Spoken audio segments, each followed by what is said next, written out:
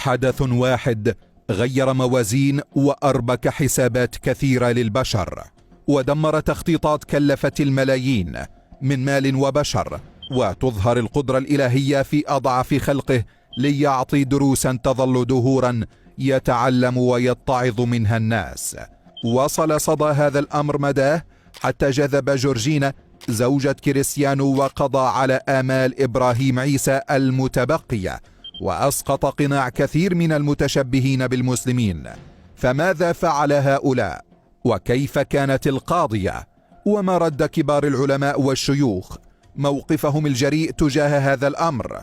هل سيسكت إبراهيم عيسى أم سينزع صمام الأمان ويخرج عن صمته؟ كل هذا سنعرفه الآن. إليك الأمر.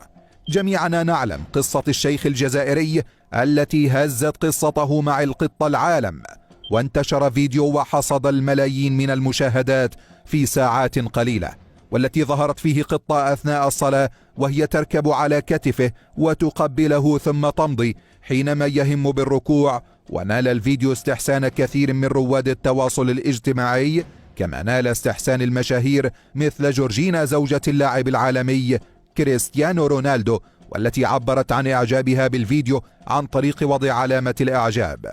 ولكن هذا يقودنا لقضية مهمة، وهي أنهم مهما حاولوا تضليل الناس بفكرة أن الإسلام دين عنف ودين إرهاب، يشاء القدر وأن تبطل جميع مكائدهم، وبالفيديو مثل هذا نال الرضا واسترق قلوب الغير مسلمين قبل المسلمين، وأبدوا إعجابهم بالدين الإسلامي، ومنهم من شرع حقا بالدخول فيه، لأنه من يكون رحيما لطيفا بقطة مثل هذه لا يمكن أن يحمل دينا عنيفا يقتل ويسرق ويزهق أرواح الناس. وهذا ما يروجون له اليهود والماسونية وجميع أعداد الإسلام في شتى الأرض. ويظهر في الفيديو لطف الشيخ في التعامل معها، فلم ينفرها أو يعنفها ويلقيها من على كتفه، ولكن أدرك الأمر وأنه في حالة صفاء من الروح تجاه تلك القطة، والتي تطمأنت له وذهبت كي تقبله دون خوف أو هرع. وحقيقة كان صوته أيضا مدهشا، ولعله ما جذب انتباه الناس صوته، وهذا كان سببا في نشر جمال الإسلام في الأرض.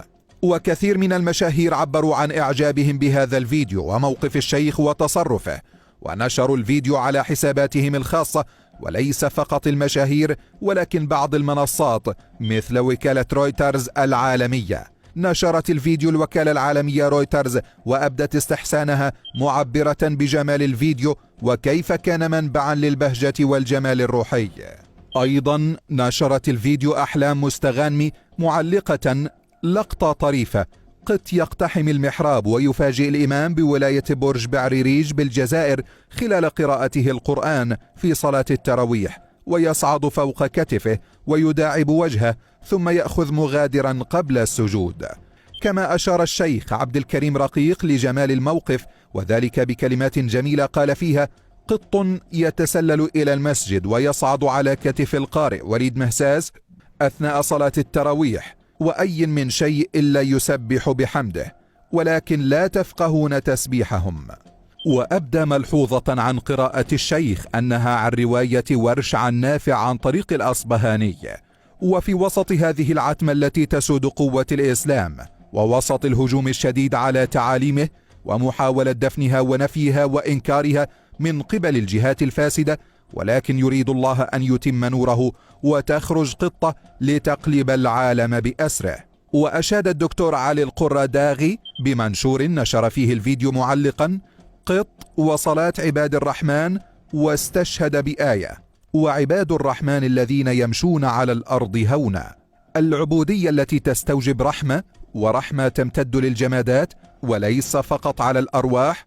سرني هذا المشهد حيث جاء في الخبر أمام مسجد أثناء صلاة التراويح في ولاية برج بعريريج الجزائرية، ولعلكم أدركتم معنا مدى أهمية هذا الفيديو في هذا الزمان وفي هذا الوقت التي تكالبت أنياب الفسق على الإسلام، وخصوصا في مسلسلات هذا الشهر الكريم الذي يفترض أنه شهر عبادة، ولكن كثرت فيه المشاهد الغير إسلامية والمشاهد التي تتنافى مع المعايير والقيم الدينية التي نعلمها. ولكن من وراء هذا؟ من الذي يدس السم في العسل؟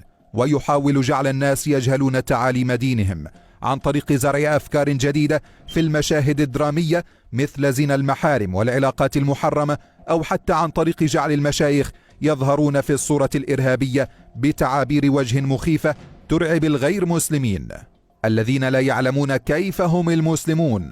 هناك مسار عدواني ينفق الملايين ويسخر آلاف من البشر لهدم الإسلام، وحقيقة من أبرز هذا المسار العدواني على الإسلام، ويؤسفني أن أقول أنه مسلما في البطاقة فقط، هو إبراهيم عيسى، المدعي أنه مؤلف ومفكر وكاتب سيناريو، والذي يأتي كل عام في رمضان بمسلسل يناقش فيه قضية تحاول أن تخل بالإسلام وتهدم قواعد، كإظهار الشيخ في صورة بشعة وشريرة، وأنه يفعل كل المحرمات، وأنه يزني ويسرق ويقتل، مدعيا أن هذا ما يحدث في الطبيعة وإن هذا ما يحدث في الواقع.